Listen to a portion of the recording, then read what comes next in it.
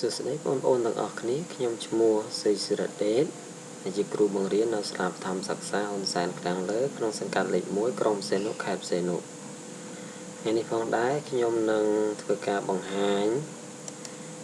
បងប្អូនទាំងអស់គ្នានៅចំណុចមួយដែលនិយាយអំពីការប្រៀបធៀបចំនួនអញ្ចឹងយើងមានចំនួននេះ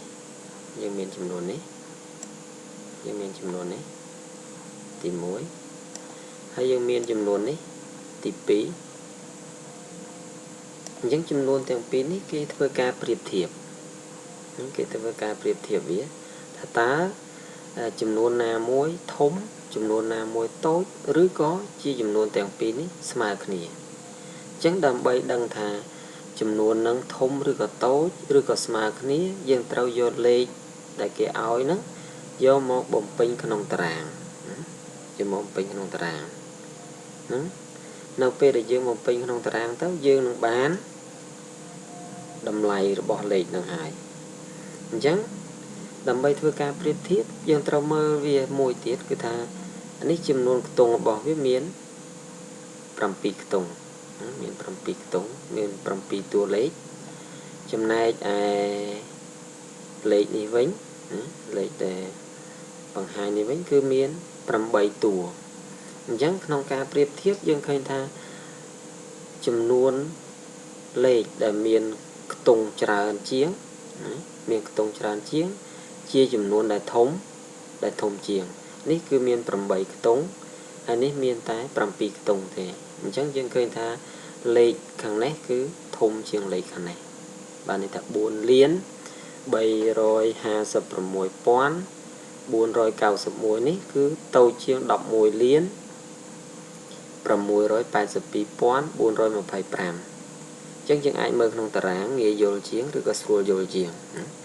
យើងបំពេញតម្លៃលេខរបស់វាឲ្យស្មើគ្នាមកតាំងពីរាយ10 100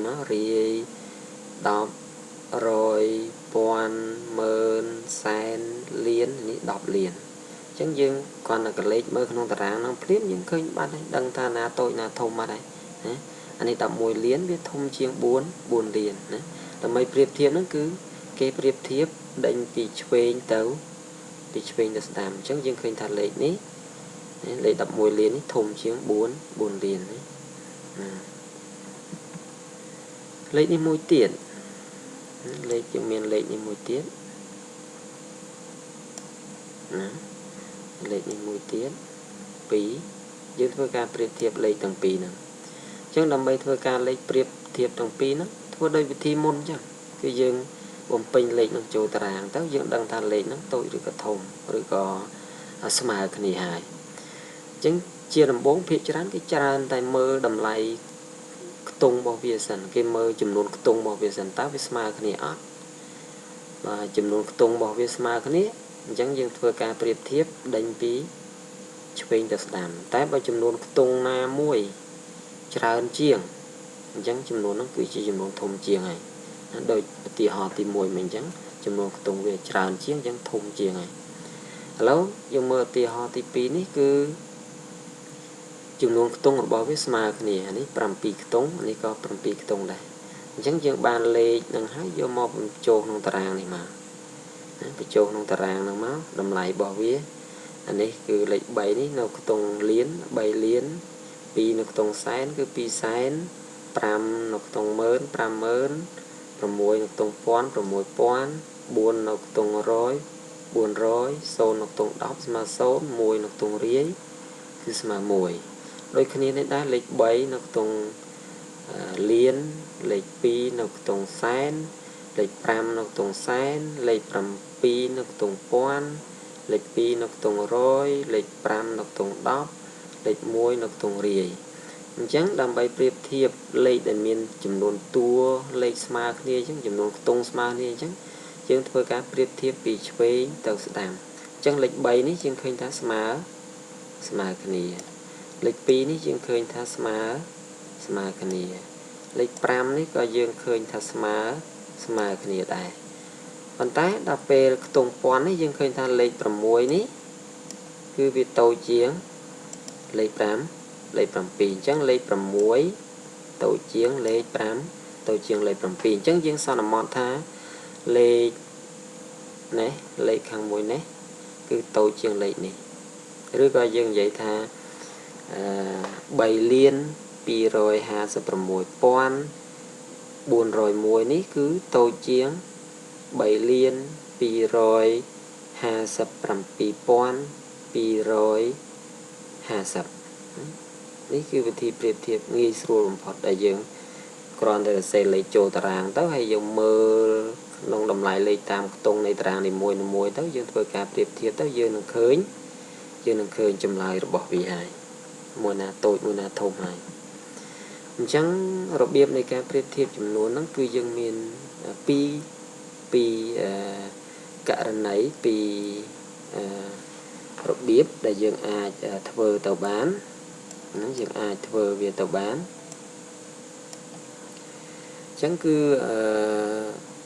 របៀបដែលយើងប្រៀបធៀបនេះគឺ1យើងត្រូវរាប់ចំនួនខ្ទង់មុនប្រៀបធៀបយើងរាប់ចំនួនខ្ទង់សិនបើចំនួនខ្ទង់មិនស្មើគ្នានេះបើចំនួនខ្ទង់មិនស្មើគ្នាលេខដែលមានចំនួនខ្ទង់ច្រើនខ្ទង់លេខដែលមានច្រើនខ្ទង់ជាចំនួនធំជាងអញ្ចឹងលេខដែលមានចំនួនខ្ទង់ហ្នឹងវាច្រើនអញ្ចឹងជាចំនួនដែលធំជាងហើយចំណុចខចំនួនខ្ទង់ស្មើគ្នាអញ្ចឹងបើចំនួនខ្ទង់របស់វាស្មើគ្នាយើងប្រៀបធៀបពី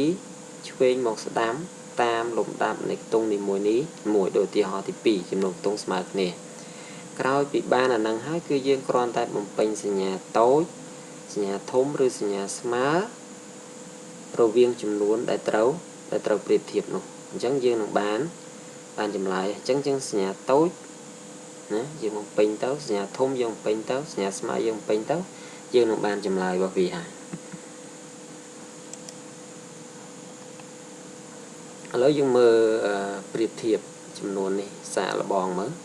អញ្ចឹងយើងមានលេខដូចតទៅអញ្ចឹងទង់កអញ្ចឹងមុននឹងប្រៀបធៀបយើងត្រូវដឹងថាត្រូវធ្វើម៉េចអញ្ចឹងយើងរាប់មើលមាន2 4 6 7អានេះ2 4 6 8អញ្ចឹងអានេះមានតែ7ទេនេះមានតែ7ទេណាមាន7ទេតែនេះមាន8នេះមាន8អញ្ចឹងសួរថាតើទង់កហ្នឹងតើខាងណាតូចខាងណាធំអញ្ចឹងយើងឃើញថាលេខ8ធំជាងលេខ5 2ឬក៏លេខ7នេះតូចជាងលេខ5 3អញ្ចឹងបានន័យថាចំនួនខាងនេះវាធំជាងចំនួនដែលនៅខាងនេះបានន័យថាចំនួនដែលនៅខាងឆ្វេងនេះគឺតូចជាងចំនួនដែលនៅខាងស្ដាំអញ្ចឹងយើងសាកមើលបាទនេះជាចម្លើយរបស់វាហើយហើយយើងមើលខ្ទង់ខមួយទៀតនេះមាន2 4 6 7នេះមាន2 4 6 7អញ្ចឹង7បើ7ដូចគ្នានេះ7នេះ7ហើយនេះក៏7ដែរបើចំនួនខ្ទង់របស់វាស្មើគ្នាអញ្ចឹងយើងត្រូវធ្វើការប្រៀបធៀបពីឆ្វេងទៅស្ដាំអញ្ចឹង3នេះស្មើគ្នា4នេះស្មើគ្នាអានេះ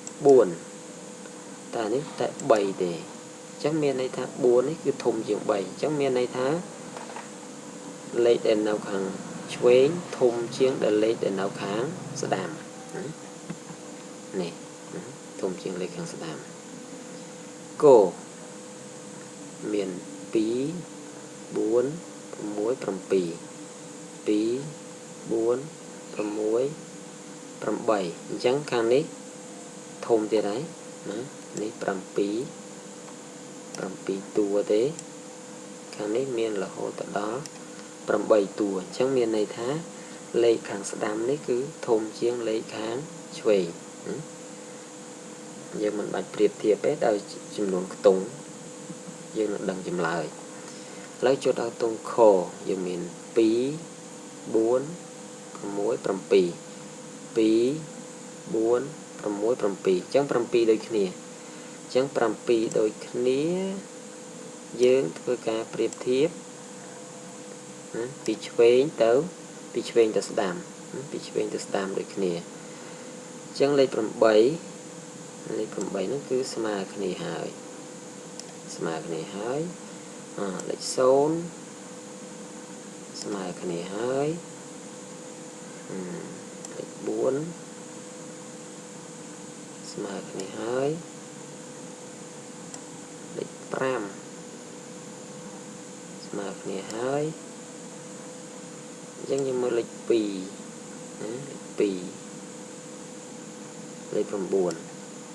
លេខ2និងលេខ9នេះអញ្ចឹងលេខ2តូចជាងលេខ9បើលេខ2តូចជាង9លេខ2នៅខាងឆ្វេងលេខ9នៅខាងស្ដាំអញ្ចឹងមានន័យថាលេខដែលនៅខាងឆ្វេងនេះគឺតូចជាងលេខដែលនៅខាងស្ដាំគឺសញ្ញាតូចហើយយើងមើលទង់ងគឺមាន2 4 6 8 2 4 6 8ចឹងយើងមើលនេះលេខ4នេះលេខ4ដែរលេខ4ដូចគ្នាលេខ4នេះលេខ4ស្មើគ្នានេះលេខ1លេខ0នេះលេខ0ស្មើគ្នានេះលេខ7ដែរនេះលេខ6នេះលេខ6ដែរនេះលេខ5លេខ5នេះលេខ2ខាងស្ដាំនេះលេខ2ដែរនេះលេខ2ខាងស្ដាំនេះលេខ2ទៀតនេះលេខ5ខាងនេះលេខ5ដែរអញ្ចឹងយើងឃើញថាចំនួនគឺស្មើគ្នាចំនួននោះស្មើគ្នាចំនួនខ្ទង់ស្មើគ្នាលេខស្មើគ្នាអញ្ចឹងបានន័យថាជាចំនួនស្មើគ្នានេះយើងបានសញ្ញាស្មើអញ្ចឹងការប្រៀបធៀបចំនួនគឺមានប៉ុណ្ណឹងហើយសូមអរគុណចំពោះការតាមដានទស្សនា